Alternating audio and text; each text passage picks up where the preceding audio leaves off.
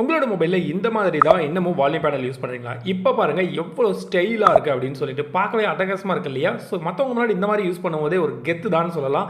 நிறைய ஸ்டைல் கொடுத்துருக்குறாங்க. ஒவ்வொரு ஸ்டைலும் பார்த்தீங்கன்னா வெரைட்டியாக இருக்கும். அது மட்டும் இல்லாமல் ரொம்ப ஈஸியாக ரைட்டில் லெஃப்ட் சைடில் பெருசாக சின்னதாக இதை வந்து அட்ஜஸ்ட் பண்ணிக்க முடியும். இதனால தான் 5 லட்சம் பேர் யூஸ் பண்ணுறாங்க அப்படின்னு சொல்லலாம்.